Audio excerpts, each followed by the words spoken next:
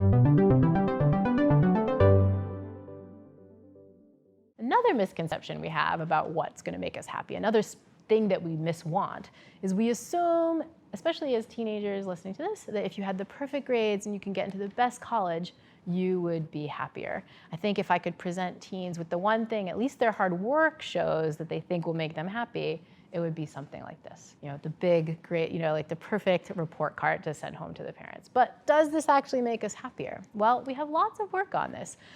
First of all, there's lots of notions that grades might not be making us as happy as we think. If we look at memes that high school students put out, we don't get this. So, when your teacher hands your day's grade back, it's a horrible headache. Here's another one of my favorites. Teacher has your test. Well, I'm going to feel better when I see it, right? And they're like, I'm going to feel better when I see it, right? But this is like, we think we're going to feel happier, but there's this sense that maybe it doesn't work in the way we think. But so do good grades really make us happier? Well, here's a spot where I want to turn to another researcher, Alfie Kohn, who's looked at this in a lot of detail. In fact, he has a fantastic book that I wish every high school student could read. It's called Punished by Rewards. So you're already getting a sense that maybe he's not going to tell us that grades are going to make us happy. But he in the book reports a correlation between people's high school grade point average, so think of whatever your grade point average is right now, and your overall well-being. He's going to look at the correlation between these. Does your happiness go up as your grade point average goes up? And what he finds is that there's a pretty significant correlation, but it's a negative correlation. What does that mean?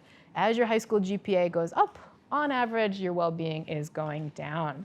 And sadly, it's not just your well-being. It also seems to be your levels of optimism, also a negative correlation there.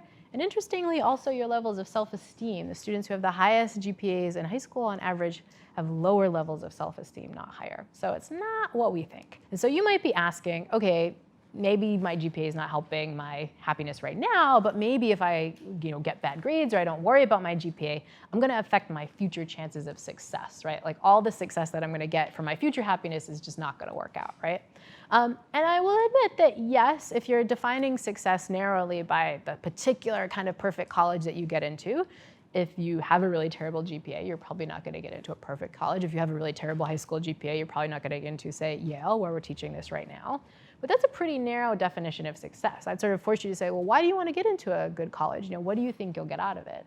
And if you push and push and push high school students, sometimes what they'll say is like, well, I assume I need to get a good college, degree so I can get a good salary later on, right? Like so I can lead a good life and have a good job and this kind of stuff later. But then that predicts that something about your GPA should be predicting your salary later on.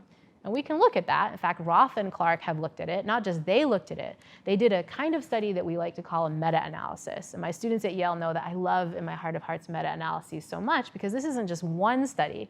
It's a statistical method that takes all the published studies and puts them together to get a really one big conclusion. So you have a lot of statistical power. You know that the effect is probably real. And they did this in the context of looking at the correlation between grades and starting salary. So what's the salary you're going to make based on your college level grades?